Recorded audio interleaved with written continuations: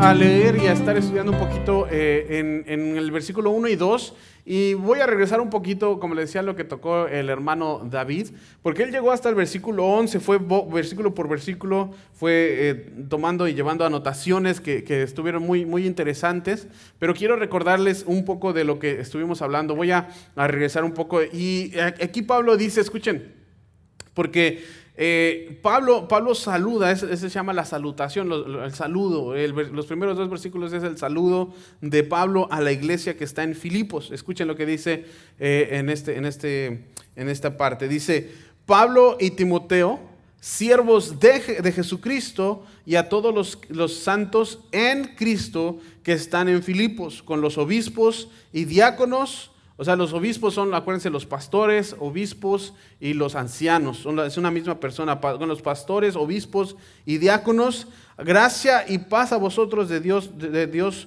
nuestro Padre y del Señor Jesucristo. Ahora, aquí voy a comenzar aquí un poquito. Y esta epístola, algunos maestros, comentaristas, Warren Wiersbe le pone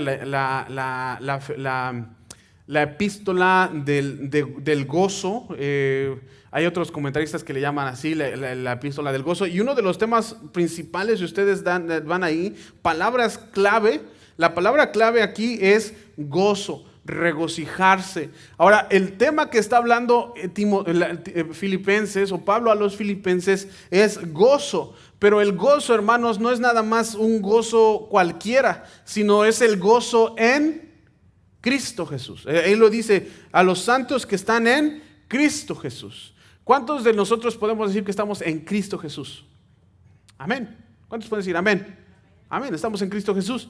Ahora, ¿sabían que universalmente ninguna otra religión puede decir? Hay gente que son budistas, pero no dicen, ni pueden decir, ni lo dicen, no dicen que están en Buda. Hay muchos que son musulmanes, pero jamás han dicho, ni dicen, ni dirán que están en Mohammed, que era su Mesías. No hay quien diga que están en Hare Krishna, o sea, no hay ninguna otra, ni los de los que son cristianos de la cientología, o esos que se llaman cristianos de no sé qué. Los mormones no pueden decir que están en Joseph Smith, o que están en Madame Curie, no sé qué. O sea, hay tantas religiones. Los católicos nos dicen que están en el Papa. O sea, no hay nadie más que nosotros cristianos que sabemos que estamos en Cristo. ¿Por qué? Porque nosotros ya no vivimos, dice Pablo también en Gálatas capítulo 2 versículo 20, dice, ya no vivo yo, mas vive Cristo en mí. Cristo viene a vivir en mí a través del Espíritu Santo. Y lo que ahora vivo en la carne, lo vivo en la fe del Hijo del Dios, quien se entregó a sí mismo por mí, por amor. Entonces, si nosotros estamos en Cristo, si tú estás en Cristo, hermanos, dice ahí en 2 Corintios capítulo 2, versículo 5 a 17, dice, si alguno está en Cristo, nueva criatura es. Las cosas viejas ya pasaron, aquí todas son hechas nuevas. Entonces se das cuenta que el gozo, hermanos, hay una diferencia, hermanos, es bien importante. Ahora, yo le he llamado a este estudio, lo que vamos a estar viendo en las siguientes semanas, en los próximos meses, porque recuerden que nos vamos versículo por versículo, así que nos vamos despacito disfrutándolo. Ahorita, pues, primero Dios, solo los 2 versículos vamos a ver. Pero yo le he puesto que, Filipenses le he puesto así, gozo a pesar de las circunstancias. ¿Ok? Otra vez, gozo a pesar de las circunstancias. Si yo confío y le pido a Dios que Él pueda moldear, que Él moldee nuestros corazones, que moldee nuestras vidas, que moldee nuestras actitudes a través de esta experiencia de Filipenses, de saber que en Cristo es donde tenemos gozo, no en las circunstancias. Amén. Son 4 breves capítulos que están llenos y están, el tema, como les digo, el tema aquí es gozo. Y gozo, como les digo, en Cristo, porque Pablo menciona por lo menos 16 veces en estos 4 capítulos, solo 4 capítulos menciona la palabra gozo o la palabra regocijaos. Y es un tema que se da, el tema de la palabra de Filipenses es el gozo en Cristo. También menciona la palabra Cristo por lo menos, o en Cristo por lo menos 50 veces, solo en 4 capítulos. en esta pequeña carta. Y eso es porque su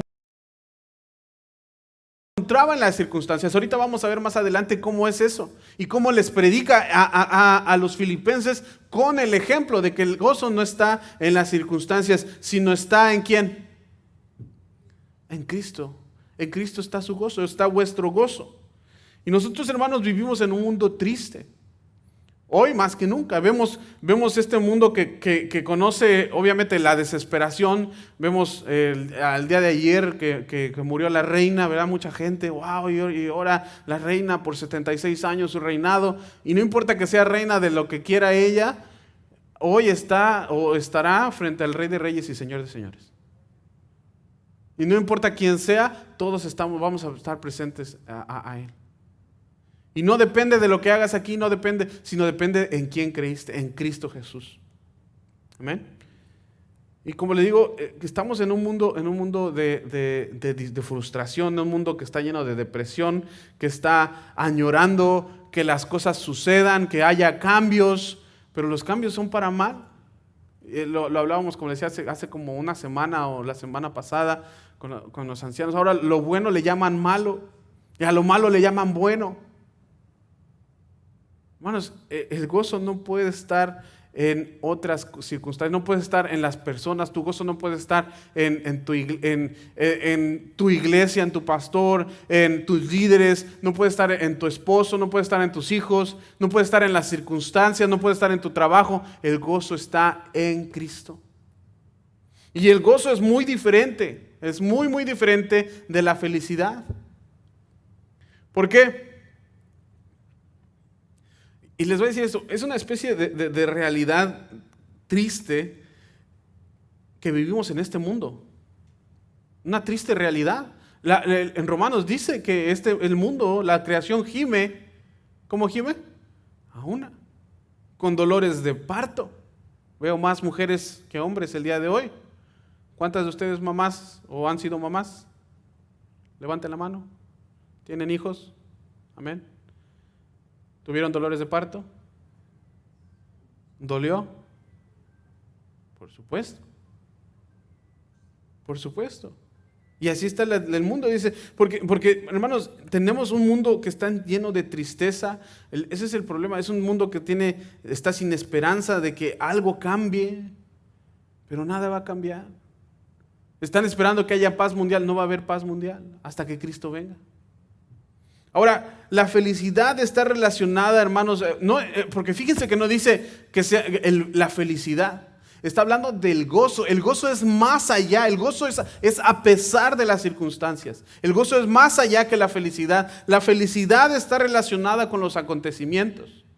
Es con lo que pasa. Es con las circunstancias. De hecho, estaba buscando una definición de felicidad. La definición que encontré de la Real Academia Española dice: felicidad es estado de ánimo de la persona que se siente plenamente satisfecha por gozar de lo que desea o por disfrutar de algo bueno. O sea, la felicidad va y viene dependiendo de las circunstancias. Si estás disfrutando de algo bueno, lo sientes y te sientes bien y te sientes feliz. Pero en el momento que pierdes eso, ¿qué pasa? Se va la felicidad. También dice aquí, felicidad, cosa, circunstancia o suceso que produce este estado de ánimo. Cosa, circunstancia o suceso. Me caso, qué feliz. Ay, qué bonito. Me divorcio, qué triste. ¿Sí? Pierdo a mi esposo, pierdo a mi esposa por un accidente o algo, igual es tristeza. Obviamente, como cristianos no significa que vamos a estar con una cara de felicidad todo el tiempo, pero el gozo no nos los quita nada. ¿Por qué? Porque es en Cristo Jesús. Y obviamente tenemos sentimientos de tristeza, tenemos sentimientos, sí los tenemos, pero ¿qué pasa? El gozo es del cristiano. El gozo viene del cristiano y viene, ¿sabes qué? Viene no nada más a cualquier cristiano. Dice, la palabra nos enseña que es fruto del Espíritu. ¿Qué dice en Gálatas capítulo 5, versículo 22? ¿Cuál es el fruto del Espíritu? Amor, gozo. Amor, gozo, paz, paciencia, benignidad, bondad, fe, mansedumbre, templanza, que es dominio propio. ¿Cierto? Entonces, si se dan cuenta, el gozo es dado a los cristianos que están en Cristo Jesús, que creen en Cristo Jesús, que han muerto a la carne, que están crucificados juntamente con Cristo y que ahora están en Cristo, y es dado a los que creen en Cristo, y no solamente a los que creen, sino a los que obedecen y que crecen en el fruto del Espíritu, que crecen en Cristo, que crecen en la palabra, y el fruto del Espíritu es gozo. Gozosos. Y este es uno, a mí, digo, hermanos, me encanta la carta a los Filipenses. Tiene de mis mejores versículos. ¿Cuántos de ustedes saben de varios, de donde salen muchos versículos? Uno de los más conocidos, que incluso gente que no es cristiano o que se dicen cristianos, deportistas, profesionales, lo usan. Filipenses 4:13. Todo lo puedo, ¿cómo? En Cristo que me fortalece, ¿verdad? Y ahí estaban Evander de Holyfield pegándole a todos y los noqueaba, y porque si todo lo puedo en Cristo que me fortalece. También yo creo que se hubiera puesto, más vale dar que recibir, o es mejor dar que recibir, ese boxeador. Pero bueno, otros versículos, Filipenses 1:6, estoy convencido, estoy persuadido de que el que comenzó en vosotros la buena obra, será fiel en terminarla, ¿hasta cuándo? Hasta el día de Jesucristo. Filipenses 1:21, porque para mí el vivir es Cristo y el morir es ganancia. ¿Se dan cuenta? Hay muchos versículos y ustedes vamos a ir viendo poco a poco cuántos versículos bien conocidos que tenemos solo de Filipenses. Filipenses, por ejemplo, del 5 al 8, es uno de mis porciones favoritas. Se conoce como uno de los primeros o de los himnos más antiguos de la iglesia. Haya pues en vosotros también este mismo sentir, el cual hubo en Cristo Jesús, el cual siendo igual a Dios, no escatimó el ser igual a Dios como a cosa que aferrarse, sino que se despojó a sí mismo, haciéndose obediente, humillándose, tomando la forma de siervo, y se hizo obediente hasta la muerte y muerte de cruz. Y ahí empieza, por lo cual Dios lo exaltó hasta lo sumo. Tenemos me encanta la parte del capítulo 3 de prosigo a la meta. No detengo, sino que yo prosigo a la meta, es seguir cada vez más, seguir en Cristo Jesús. El capítulo 4, uno también los conocemos, de mis versículos favoritos, y uno de los más que conocemos en el capítulo 4, versículo 4, dice, regocijaos, otra vez os digo, regocijaos. ¿En quién, hermanos? En el Señor, siempre. Nos regocijamos en Cristo, nos regocijamos en Dios. Filipenses 4:6. No estéis afanosos por nada, sino sean conocidas todas vuestras peticiones delante de Dios en toda oración y ruego. ¿Y qué dice el versículo 7? Y la paz de Dios, que sobrepasa todo entendimiento, cuidará vuestros corazones y vuestros pensamientos. El versículo 9, 8 y 9 también son de mis favoritos. Versículo 13 también ustedes lo saben, todo lo puedo en Cristo que me fortalece. Pero el versículo 19 también me encanta. Mi Dios pues suplirá todo lo que os falte conforme a sus riquezas en gloria. ¿En quién? En Cristo Jesús. Por lo cual vemos, hermanos, que me encanta, son versículos muy conocidos, es lo que vamos a estar estudiando. Pero cuando hablamos de gozo, que es lo que está en nuestro tema de hoy, y bueno, el tema que vamos a estar tratando en esta serie de estudios de la palabra de Dios, hermanos, el gozo no está basado y no está hablando de algo que pueda hacer en el azar. Si se dan cuenta, la felicidad viene del azar, porque depende de la circunstancia, depende de la cosa, depende del suceso, depende del sentimiento, del estado de ánimo. Si hoy me va bien en el trabajo, bueno, voy a estar de buenas, pero si no me fue bien, pues ya estoy de malas. ¿Sí? No depende, el gozo no depende del azar, no depende de la circunstancia. No estamos hablando de algo que esté relacionado con la circunstancia. Estamos hablando de una profunda confianza en que todo va a estar bien sin importar la circunstancia, sin importar la dificultad, sin importar el problema, porque sabemos que Dios es el que está en el trono. Amén. Y eso es muy diferente de la felicidad. Hay una definición de felicidad que me gusta, que dice, creo que es Warren Wiersbe, el comentarista, dice, la felicidad es esa bandera que está ondeando en lo más alto cuando el rey está en su trono.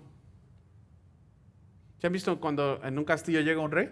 Ahora que murió la reina, ondean la bandera a la mitad, pero cuando un rey está en el trono, está en su lugar, ondean la bandera lo más alto. Dice, eso es el gozo. Es que estamos en Cristo.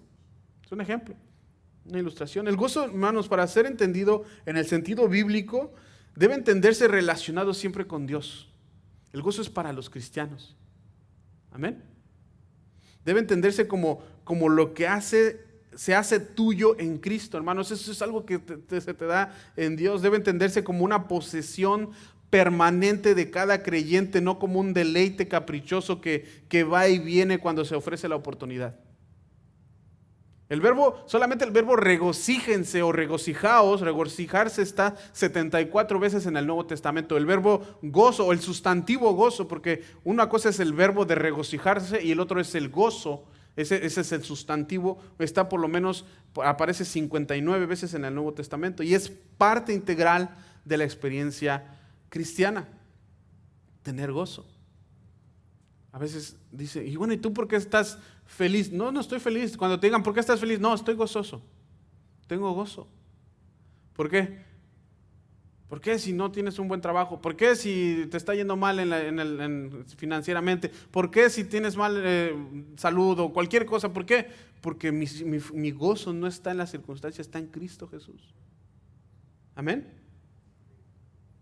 Pero vamos a leer nuevamente versículos 1 y 2 y quiero ver, vamos a llegar nuevamente a lo que es lo que pasó aquí. Y hay tres cosas, están los siervos, están los santos y están, pues obviamente, la gracia de Dios. Aquí tres cosas hay en estos dos versículos. Los siervos, aquí está Pablo y Timoteo, siervos de Jesucristo. Lo vimos la semana pasada, el hermano David dijo, ¿qué son siervos? La palabra en griego es doulos o doulas. ¿Qué es un siervo? ¿Un qué? Un esclavo, exactamente. Es un esclavo de Jesucristo. Pero hay otras versiones en las que dice esclavo por amor en Jesucristo. ¿Saben la diferencia entre un siervo y un esclavo? O un esclavo en amor o bond, o sea, que está atado por amor al siervo, al dueño, al amo. La diferencia era que un siervo, por ejemplo un esclavo que compraba a alguien, un siervo, un doulos, un esclavo, que alguien compraba, estaba ahí porque era su obligación estar ahí, se había comprado con precio, era una manera de estar como siervo.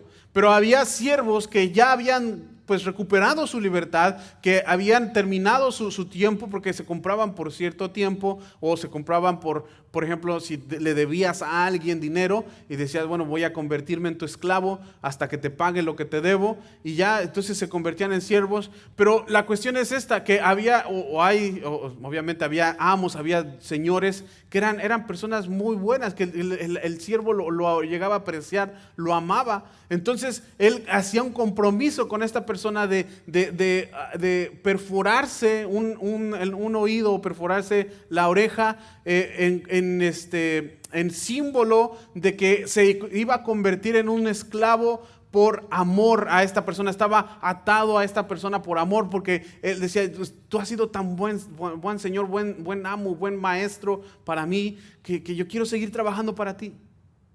Y eso es lo que dice, es que Pablo y Timoteo son siervos de amor, siervos de Jesucristo por amor. Y esa es la diferencia entre estar esclavizado y ser esclavo por amor. Amén. Porque la palabra dice que tú te haces esclavo de aquello a lo que sirves. Y si no sirves a Dios, vas a servir a Satanás. Pero a Satanás lo vas a servir porque no te queda de otra. A Dios lo servimos porque lo amamos. Porque Él pagó el precio, sí. Pero Él nos da la libertad de amarlo y nos da la libertad de obedecerlo. Eso es lo que tenemos que nosotros seguir haciendo, trabajando en eso. Entonces están los siervos, Pablo y Timoteo, siervos de Jesucristo, a todos los santos en Cristo, Jesús que están en Filipos, esa es la palabra, lo que ahorita vamos a ver, Filipos es lo que vamos a estar viendo, pero santos, hablando de santos, ¿ustedes saben quiénes son los santos? ¿Quiénes son los santos? Un equipo de Torreón, Coahuila, no. ¿Quiénes son? ¿Quiénes son? No se preocupen, no están las cámaras, ustedes aquí nomás. Nadie les está viendo hoy. Nosotros. Un santo no es una persona que ha sido canonizada, ni uno que tiene una aureola, ni un luchador, ¿verdad? No, o sea, un santo o una persona que se comporta completamente, perfectamente para que, uy, es un santo. No, no, no. Un santo viene de la palabra apartado, ¿sí? Tiene que ver con santidad. Apartado del pecado y apartado para Dios. Y la santidad, igual que el gozo, hermanos, no es por ti. La santidad es en Cristo. Porque el que otra vez, de modo que si alguno está en Cristo, nueva criatura es. Esa es parte de la santidad posicional. Somos santos porque Dios nos ha hecho santos, nos ha posicionado, porque ahora en Cristo tú eres una nueva criatura, apartado para Dios. Ya no vives tú, sino vive Cristo en ti.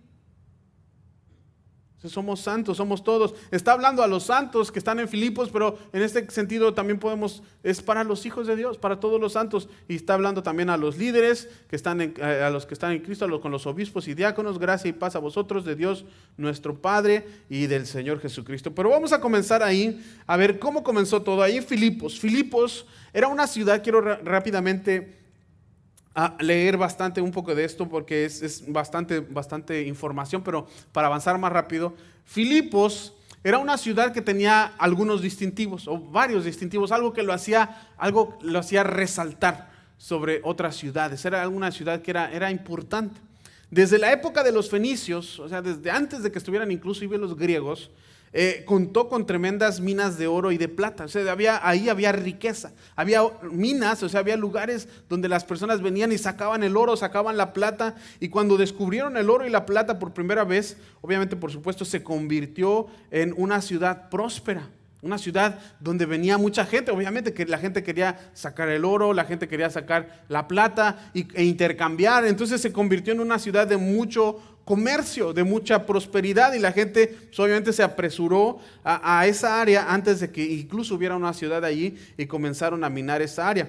Ahora, debido al tremendo descubrimiento de oro, hermanos, y de plata que había allí en ese lugar, se convirtió en, digamos así, en un centro comercial del antiguo mundo o del antiguo Asia Menor. Pues, literalmente era un centro comercial, había mucha gente, había muchos comercios. Ahorita vamos a ver a una de las comerciantes que estaban ahí en Filipos. Ahora, pues su ubicación también era muy importante porque su ubicación era muy estratégica.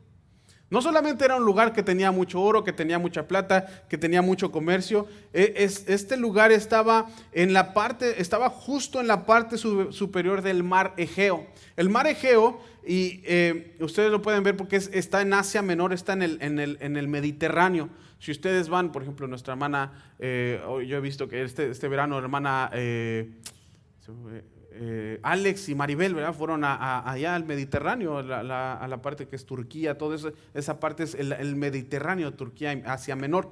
Ahora, hermanos, Asia Menor está en el mar Mediterráneo. Grecia está en el mar Mediterráneo. Italia está en el mar Mediterráneo. Si ustedes hacen este mapa mental, estas ciudades que están importantes, Asia Menor encaja con Grecia, encaja con Europa. Hagan de cuenta que es como una puerta para esos lugares. Era un lugar muy estratégico, por lo que quiere decir que cuando cualquier camino que iba para Asia Menor, cualquier camino que iba para Grecia, cualquier camino que iba para Europa, de este a oeste, tenía que atravesar forzosamente por esta parte, por Filipos, por esta región de Macedonia, y tenía que pasar por el mar Egeo. Si querían atravesar rápido para no estar rodeando, tenían que pasar por el mar Egeo y el mar Adriático, que era obviamente lo que sobresale de entre Grecia, Italia y Asia Menor. Ahora, todas las carreteras principales cruzaban el borde superior del mar Egeo, las carreteras más grandes, y de este mar Adriático, lo que significaba que pasaban directamente, obviamente, por Filipos. Era una parte que tenían que pasar ahí. Es como aquí en Montreal. Todos los que vienen de Ottawa, vienen de allá de Toronto, ¿por dónde tienen que pasar? Todos los miércoles y todos los viernes, a los que les encanta el tráfico, a eso entre las 10 y las 2 de la tarde, por la carretera transcanadiense, ¿verdad? Aquí por Montreal, a fuerza tienen que pasar por aquí. Era muy parecido. Era un lugar muy estratégico. Ahora, además de eso, había una cadena de montañas del otro lado del paso de Asia a Europa y pasaba por el paso de esas montañas o algo, pues obviamente la gente no quería pasar por las montañas, a veces no querían pasar por el mar, pasaban por la carretera y era la única forma de pasar sin escalar todos esos picos. Ese obviamente era el paso que era por Filipo. Se ubicó estratégicamente justo en el paso entre Europa y Asia, de oriente a occidente, corriendo a través de ese paso por más de 500 millas. O sea, era larguísima esa carretera, desde Grecia hasta Italia. Estaba la carretera que se llamaba la carretera Ignacia, cuando golpeó Italia y giró hacia Roma. Ese se conoció como la Vía Apia también. Eso es algo que todavía sigue existiendo, con la que se identifican todos los que obviamente estudian la historia romana. Si les pregunta a alguien que estudie historia, pregúntale a José, que le gusta la historia, ¿cuál es la Vía Apia o la carretera Ignacia? Fue construido, obviamente no fue construido cuando llegaron los fenicios a esta parte de Filipos. Fue la ciudad, literalmente o en sí, la ciudad de Filipos fue construida en el año 146 antes de Cristo. Unos años antes. La carretera Ignacia era la ruta comercial de este a oeste. Filipo estaba justo en la ruta comercial. Ahora, era un sitio estratégico en Europa para construir una ciudad, porque estaba ahí entrando para Asia Menor y hacer comercio con Grecia, con Asia. Entonces era muy, muy estratégico. La ciudad en sí fue construida por una persona que se llamaba Filipo de Macedonia. Por eso es Filipo, se llamaba la ciudad como él. ¿Saben quién era Filipo de Macedonia? Era el padre de Alejandro Magno. Philip se llamaba, o Filipo. Entonces, por eso la ciudad se llamaba así, Filipo de Macedonia. Él la construyó y de hecho la razón fue para poder conquistar el paso, para dominar el paso del camino de Europa a Asia y hacia Grecia. O sea, obviamente él se puso ahí y dijo, el que quiera pasar por aquí tiene que, ¿verdad? Dicen allá en México se tiene que mochar, ¿verdad? Tenía que pagar un impuesto, tenía que pagar algo para pasar. O sea, él fue una persona, obviamente, ¿cómo se dice? Esa estrategia para poder ganar más dinero y tener control de este paso. Ahora, mucho tiempo después, ustedes no sé si saben, pero se libró una de las batallas más decisivas de la historia, que fue en Filipos entre Marco Antonio, y que derrotó a Marco Junio Bruto y a Cayo Casio Longino. O sea, son hombres de guerra, y el imperio romano prácticamente ahí se dividió, el imperio griego también ahí se dividió, y así se decidió todo el futuro del imperio romano en una ciudad muy, muy estratégica. En tercer lugar, y ahorita lo vamos a ver aquí en la Biblia, si ustedes van, por favor, acompañándome de una vez, vayan a Hechos capítulo 16, porque vamos a regresar un poquito hacia atrás, a ver cómo comenzó todo. En tercer lugar, esta era una colonia romana, ¿sí? ¿Qué significa que era una colonia romana? No tenía solamente minas de oro y plata, y dicho sea de paso que por la época de Pablo ya no funcionaban. Para el tiempo que Pablo estuvo en Filipos, las minas ya se las habían acabado, o sea, ya no había ni oro ni había plata, y sin embargo habían servido como base para el comercio y para el negocio. Ahora, no solo era una ubicación estratégica clave, sino que en tercer lugar era, como digo, una colonia romana. Las colonias romanas tenían importancia militar. ¿Por qué? Porque por ser una colonia romana, automáticamente era como una extensión de Roma. Era Roma en otra parte, era una ciudad romana literalmente. Todo había cambiado para ser como los romanos. Eran parte del asentamiento romano para crear obviamente lo que se llamaba como la Pax Romana o la paz romana. La forma en que Roma fundó Filipos o llegó a tener Filipos fue la forma en que fundó la mayoría de sus ciudades o de sus colonias romanas.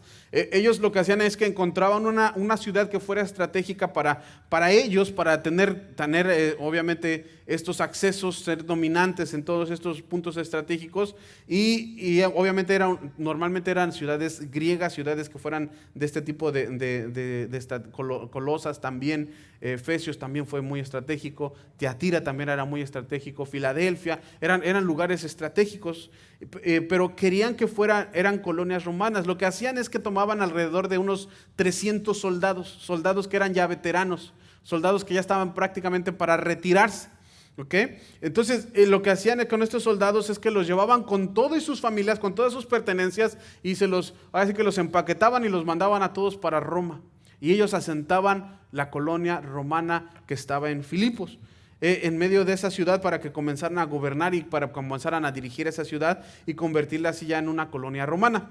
Eso fue lo que pasó con algunos soldados romanos veteranos que estaban viviendo ya con sus familias, ya estaban para retirarse, se iban y asentaban colonias. Tal vez, a lo mejor se llamaban algunos otros pues no soldados, sino amigos o conocidos, y pues iban un gran número, ¿no?, que se instalaron allí. Obviamente se instalaban con la cultura romana, por eso es que era una pequeña Roma donde estaban, y el estilo de vida, era romano, el estilo que tenían.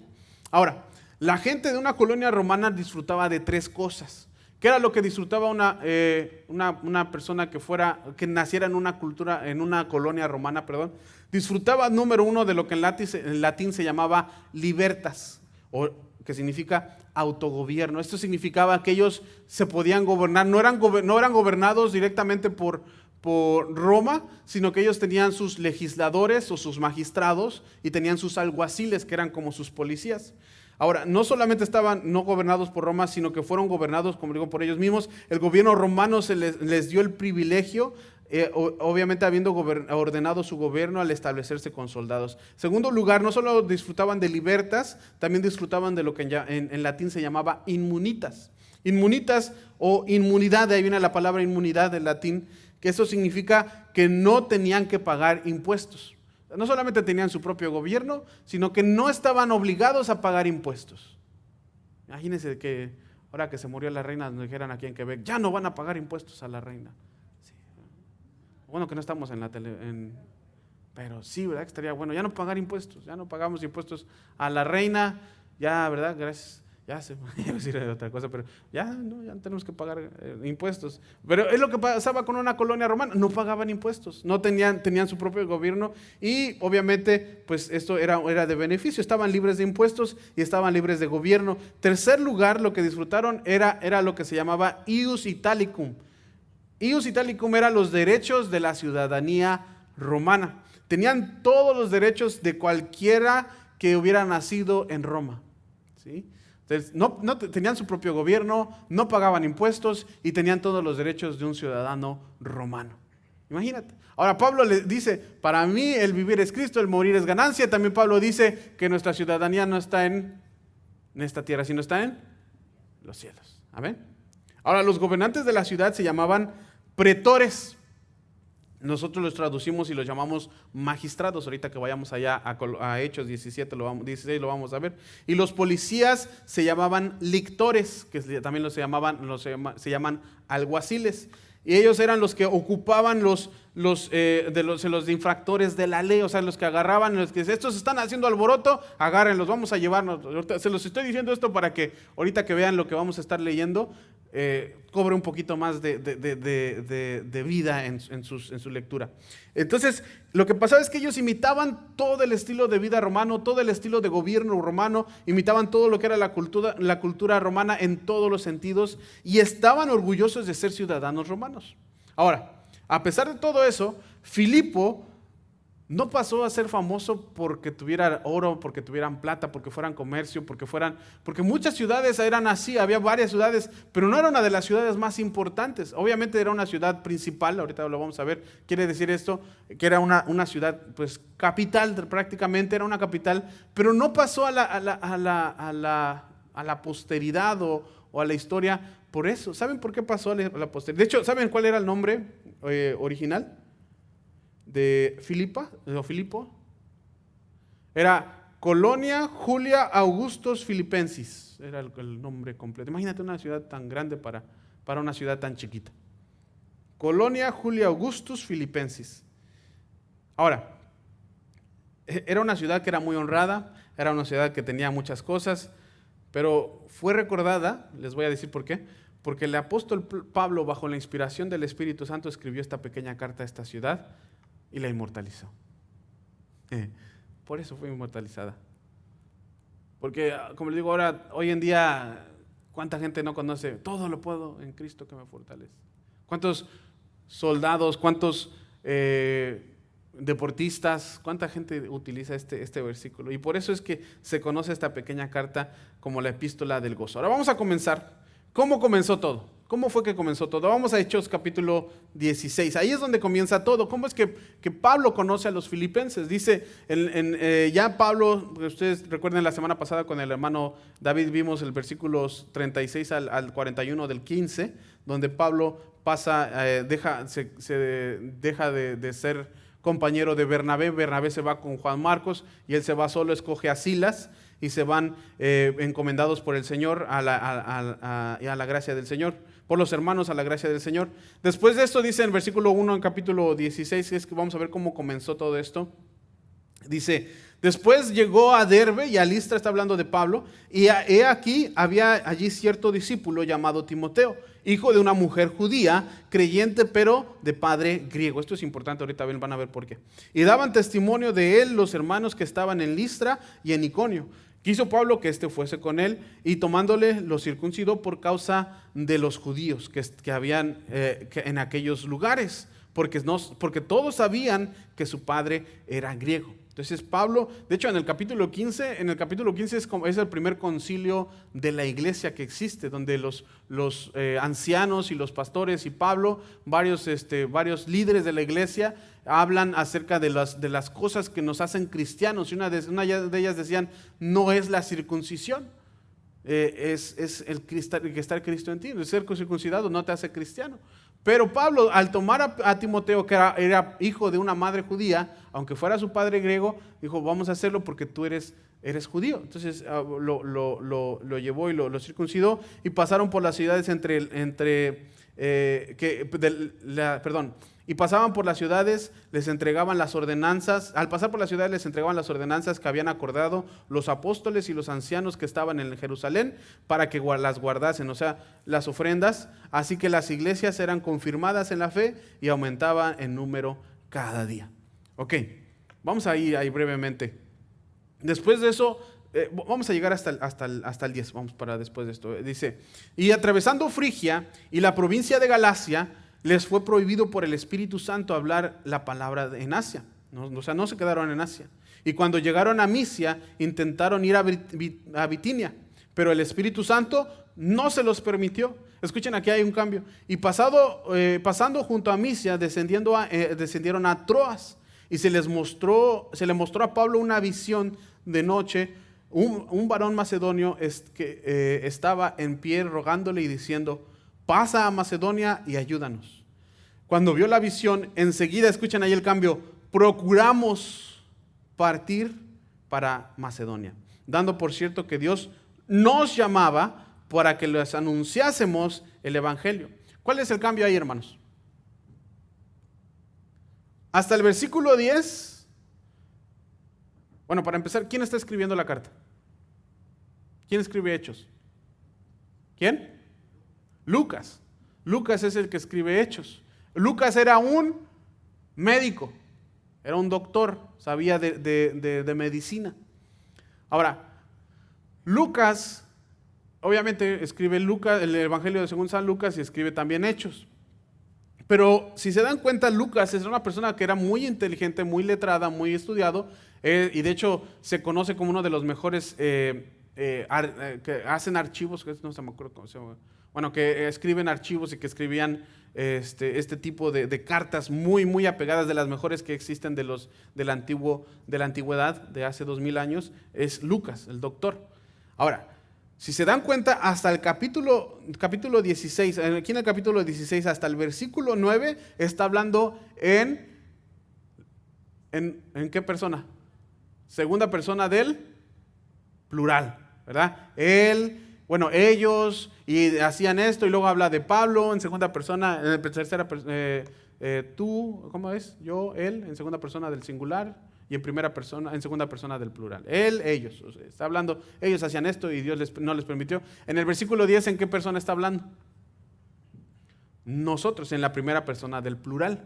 ¿Qué quiere decir esto? Muchos dicen que aquí es donde Lucas ya se unió, en el segundo viaje misionero de Pablo, ya se unió a Pablo. Lucas se unió a Pablo para ir con ellos en el viaje, en el viaje misionero. ¿Qué es lo que pasaba? Muchos dicen que, o expresan algunos comentaristas, dicen que la manera que Dios les impedía, porque dice ahí en el versículo 6, dice que les fue prohibido por el Espíritu Santo hablar la palabra en Asia. Cuando llegaron a Misia fue una vez prohibido, intentaron ir a Bitinia, pero el Espíritu Santo, ¿qué pasó? No se los permitió. Pasando junto a Misia, descendieron a Troas. Y ahí, obviamente, ya ven una visión. Aparte de la visión que Pablo vio en el versículo 9, de este varón macedonio que le dice, ven para acá y ayúdanos. Dicen muchos comentaristas que la manera en que Dios no les permitía ir a estos lugares es porque Pablo sufría enfermedades. Recuerden que él dice que él tenía una llaga en la carne, ¿verdad? ¿Sí se acuerdan? Es el que dice en segunda de Corintios, capítulo 9. ¿Sí? Que tenía una llaga en la carne, que oró varias veces para que Dios se la quitara. Entonces Pablo se enfermaba y esa era la manera en que ellos interpretaban y decían, no, Dios no quiere que vayamos para allá. Ahora, ¿qué pasa con Lucas en el versículo 10? Llegaron a Troas, llegaron ahí y Pablo tuvo una visión y ya fueron a Macedonia. Y ahora Pablo dice, bueno, ya Señor, si ya no me permitiste ir ahí porque me estaba enfermando, ahora me estás permitiendo ir aquí, pero me llevo a mi doctor, ¿verdad? Médico de cabecera. Pablo era inteligente, ¿verdad? Para las misiones. No solamente iba y tenía con qué mantenerse, tenía un oficio, porque era hacedor de tiendas, tenía gente que colaboraba con él y tenía su médico de cabecera. Entonces ya fueron todos juntos, iba con su médico y luego entonces así llegaron a Troas. También Troas era conocida como Alejandría de Troas. Fue fundada en el siglo IV antes de Cristo y era una ciudad griega que estaba libre hasta que Augusto la convirtió en colonia romana. También Troas fue convertido en colonia romana. Ahora, estaban ahí a unas, ¿qué serán? Unos 16, 17 kilómetros de la famosa ciudad de Troya. Troas estaba muy cerca de la famosa ciudad de Troya, a unos 17 kilómetros. Ahora, fíjense lo que pasa aquí. Zarpando pues a Troas, vinimos con rumbo directo a Samotracia y el día siguiente a Neápolis. De allí, ¿a dónde fueron? A Filipos, de la ciudad que estábamos hablando. Que es la primer ciudad de la provincia de Macedonia, o sea, la ciudad principal, eso es decir, era una capital de Macedonia. Recuerden que Macedonia era era una provincia, y escuchen lo que dice Filipos. De Filipos era la primer ciudad, la ciudad principal, la capital de la provincia de Macedonia, y una colonia. ¿Se dan cuenta? Hablando de la colonia romana, era una colonia. Ya vimos que tienen tres beneficios. Y estuvimos en aquella ciudad de Filipos, ¿cuántos? Algunos días. No sabemos cuándo.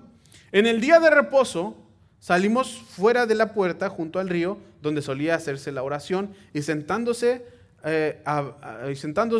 hablamos a las mujeres que se habían reunido. Es el día de reposo, por supuesto. Pablo, cuando es el día de reposo, iban y hablaban. Era la costumbre de Pablo de entrar en la ciudad e ir a un lugar donde pues adoraran a Dios. Ahora, si ustedes entienden algo, aquí hay algo interesante. El día de reposo, ¿a dónde fueron? Ahí dice en el versículo 13. Fueron a la puerta de la ciudad junto al río. Pero si es el día de reposo, ¿por qué no fueron a la sinagoga? ¿Por qué? Porque históricamente se necesitaban por lo menos 10 hombres judíos para que se pudiera fundar una sinagoga en esa ciudad. Lo que quiere decir que ninguna ciudad podía tener una sinagoga a menos que tuviera 10 hombres judíos en ese lugar. Hasta donde sabemos, esta ciudad no tenía ningún hombre judío, no había ningún hombre judío, había mujeres judías y hombres griegos. Timoteo era hijo de una mujer judía y un padre griego, y decía que todos sabían que su papá era griego y su mamá era judía. De todos modos, Pablo dijo, por si hay judíos, vamos a llevarlo, y lo circuncidaron, pero eso que ahora hasta donde sabemos, como digo, no había judíos. Se necesitaban 10 para hacer un minyan, minyan, eso es lo que minyan significa, que era un grupo, un núcleo de personas que tenían ahí un círculo de personas que tenían la capacidad de comenzar una sinagoga, y ellos no tenían ni siquiera eso. Entonces, ¿qué es lo que hacía? En el día de reposo salimos a la puerta, a la orilla del río. ¿Por qué? ¿Por qué iban a la orilla del río, hermanos? O a un río. Porque la cuestión era esta: si había judíos, sabían que los judíos iban a ir al sábado al río a orar. ¿Saben por qué? Vayan a Salmo capítulo 137, versículo 1. ¿Qué dice Salmo 137, 1? Dice que el pueblo, cuando estaba en cautiverio en Babilonia, fue o iba a la orilla del río a orar y a llorar. ¿Qué dice ahí? ¿Quién lo quiere leer? Capítulo 137, versículo 1. ¿Qué dice? Alguien fue fuerte, a ver, con voz de mando de arcángel y con trompota. Ajá. Ahí nos sentábamos y llorábamos acordándonos de Sión. Más adelante dice que ahí se ponían a orar en los ríos de Babilonia. Todos los sábados. ¿Por qué? No tenían el templo, no tenían sinagogas. Entonces se iban y oraban al río, junto al río.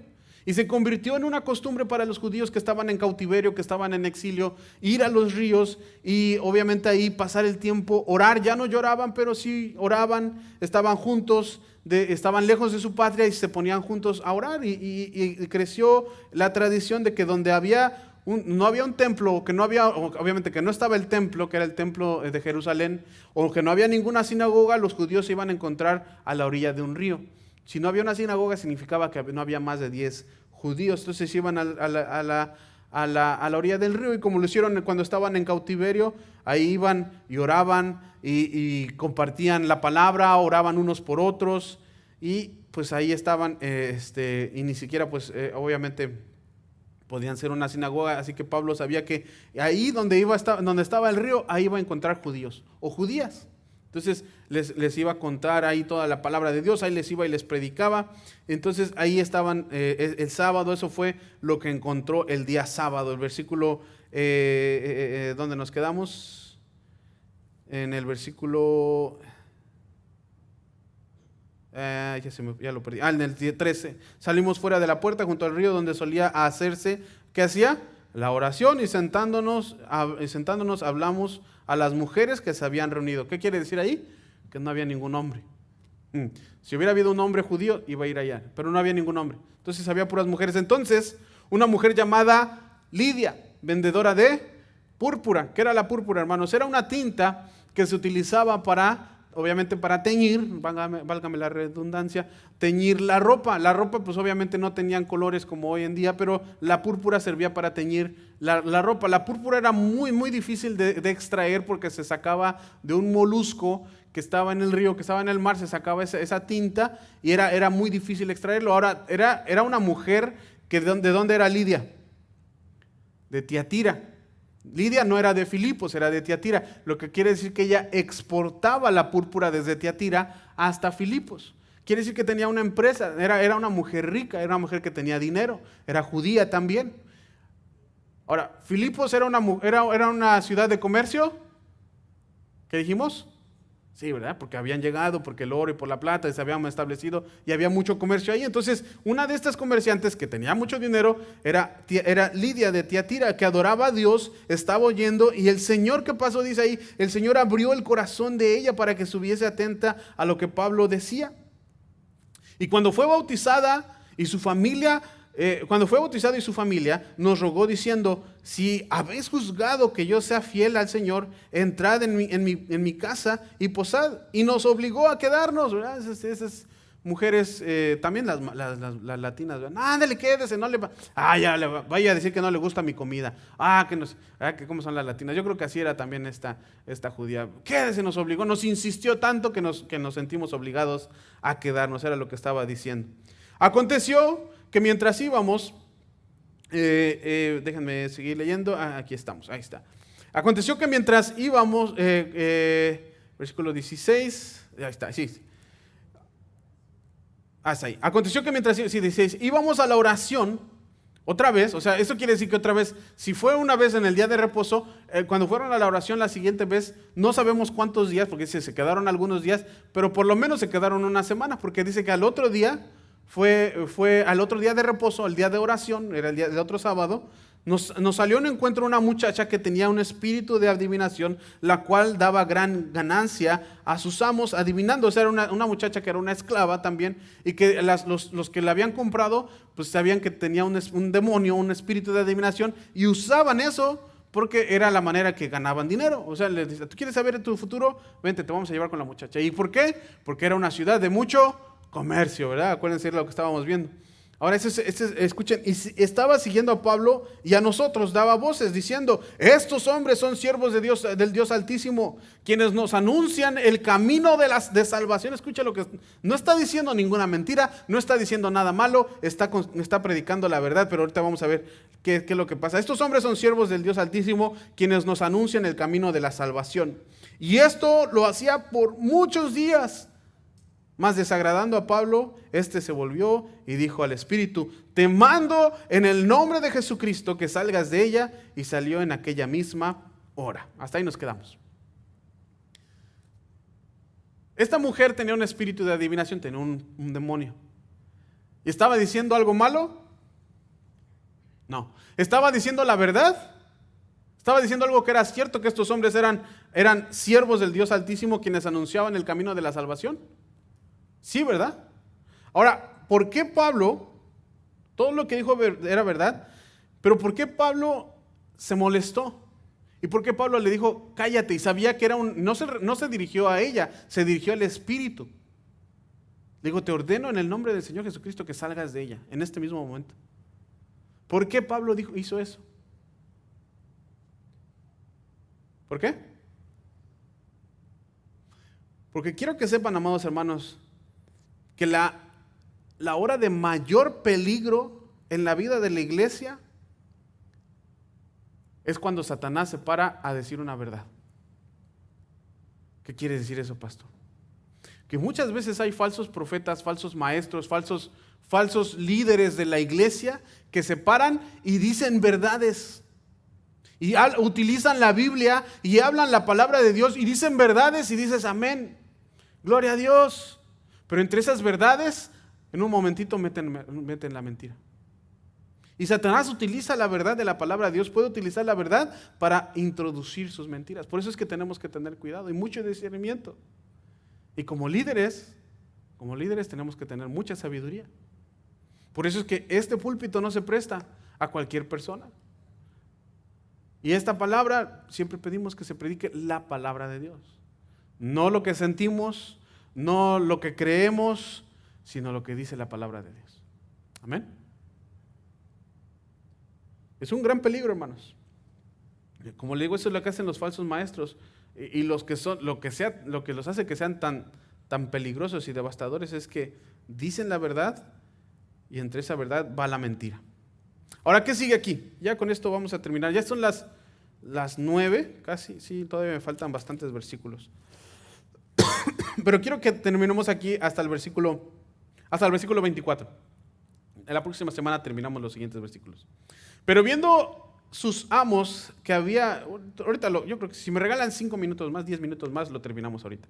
Pero viendo sus amos que habían salido de la esperanza de su ganancia, o sea, ya le quitaron el espíritu, ya no iba a adivinar más, prendieron a Pablo y a Silas y los trajeron al foro ante las autoridades y presentando a los magistrados. ¿Se acuerdan quién eran los magistrados?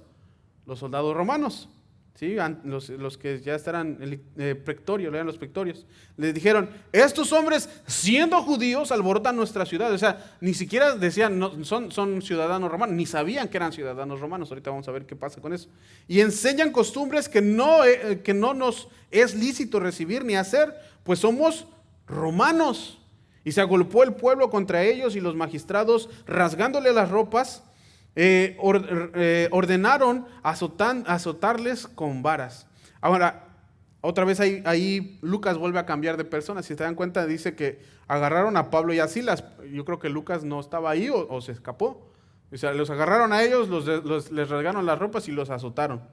Después de haberles azotado mucho a ellos dos, a Pablo y a Silas nada más, los echaron en la cárcel, mandando al carcelero que los guardase con seguridad.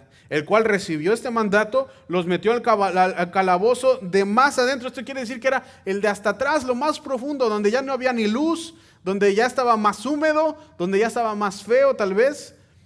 Y les aseguró los pies con el cepo. Hermanos, aquí hay una pregunta. Y ahorita vamos más adelante. Pero número 1, ¿cambió la circunstancia de Pablo? Imagínate varios días yéndose, porque ¿quién fue la que los invitó a su casa? Lidia. Tenía dinero, era vendedora de púrpura, era una persona importante. Imagínate, esa mañana se despertaron el día de reposo, con el desayuno en la cama, me imagino, ¿verdad? Porque como día de reposo no iban a hacer nada, les llevaron el desayuno a la cama, a lo mejor se quedaron en camas queen size, o king size, con su almohadita de pluma de ganso, ¿verdad?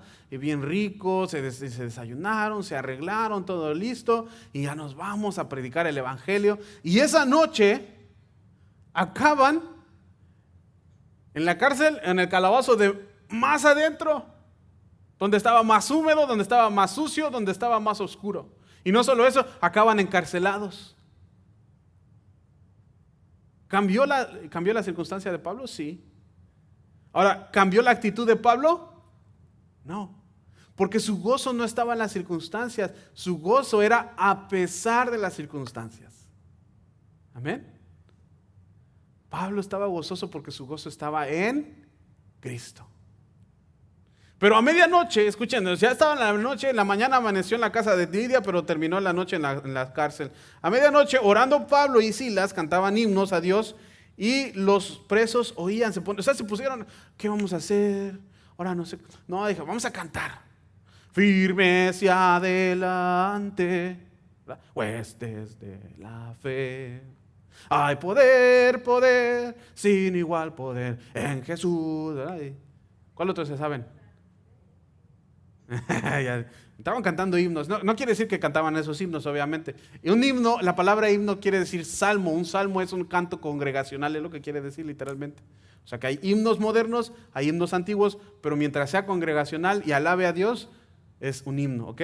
Ahora, entonces, sobrevino de repente un gran terremoto de tal manera que los cimientos de la cárcel se sacudían y al instante se abrieron las puertas y las cadenas de todos los soldados se soltaron. O sea, literalmente fue un terremoto, pero no un terremoto cualquiera, un terremoto que abrió las puertas, sacudió las puertas y se abrieron las cadenas. Qué interesante, ¿no? Que solo fue lo único que se abrió.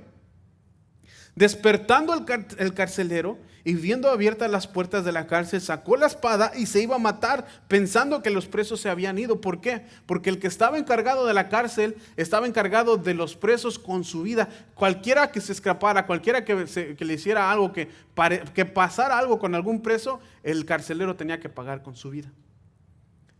Mas Pablo clamó a gran voz diciendo: no te hagas ningún mal, pues todos estamos aquí.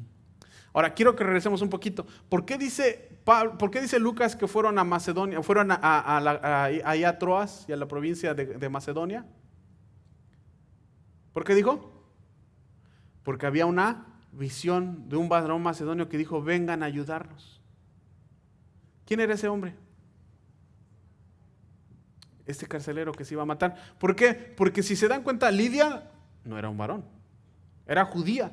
Sí, era judía, estaba ahí, no era de Macedonia porque era de Tiatira y los invitó a su casa, eso estaba bien, pero en este momento yo estoy convencido de que esto fue la palabra de Dios.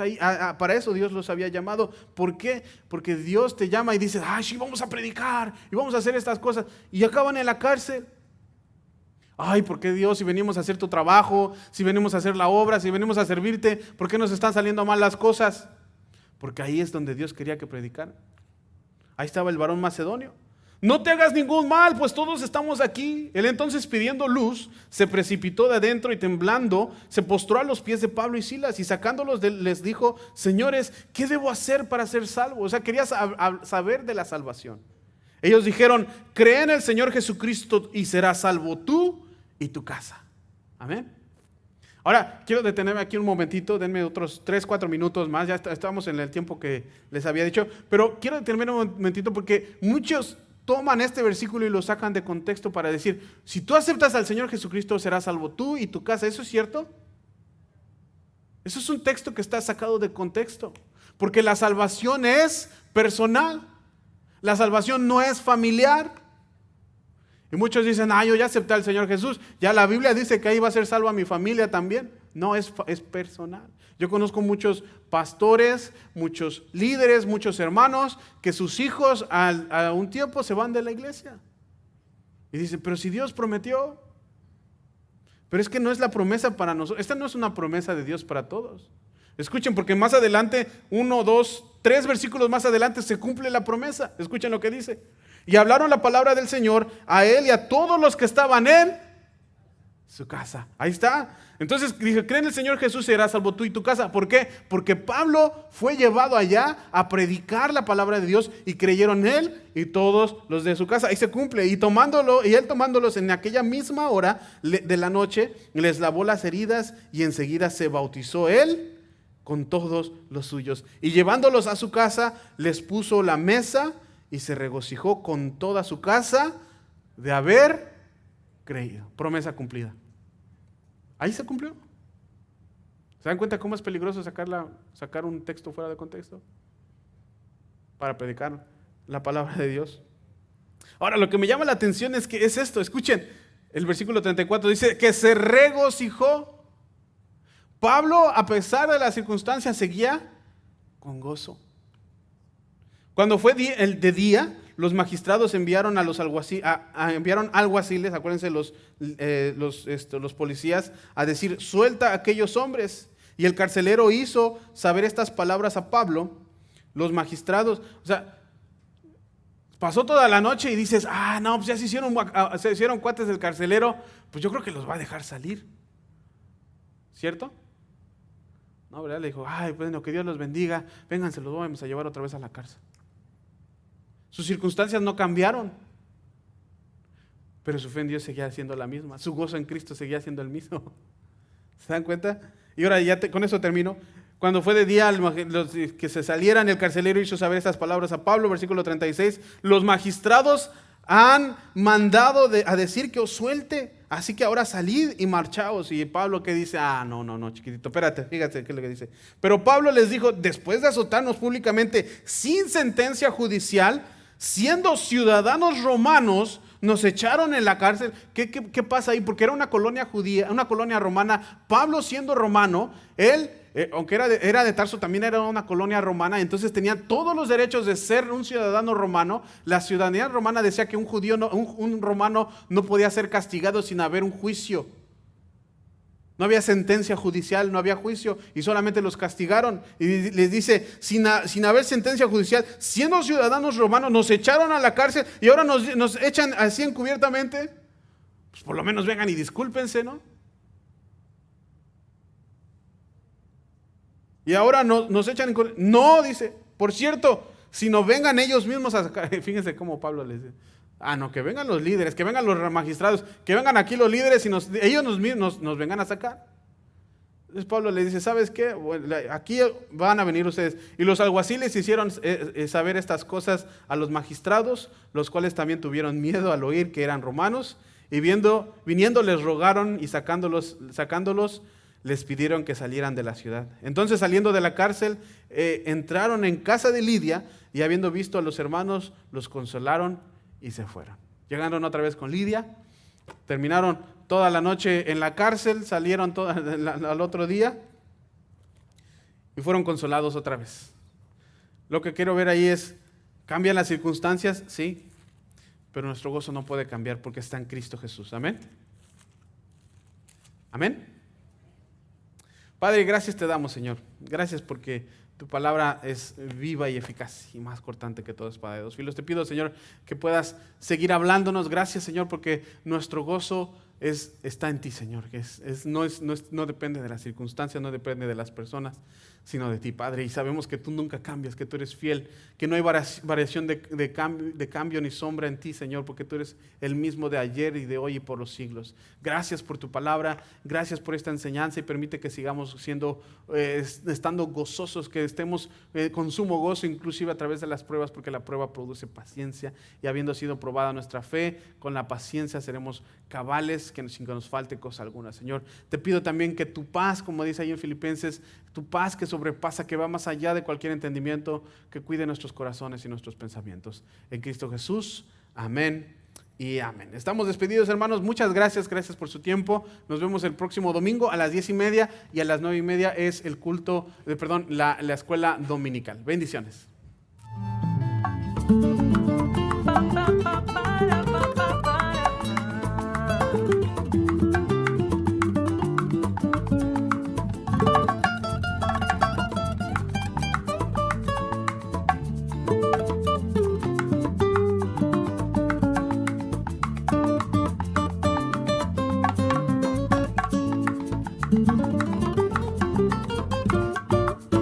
Esta es tu iglesia, hasta que Cristo venga. Luz y verdad. Esta es tu iglesia, hasta que Cristo venga. Es el camino, la verdad y la vida. Esta es tu iglesia, hasta que Cristo venga. Luz y verdad.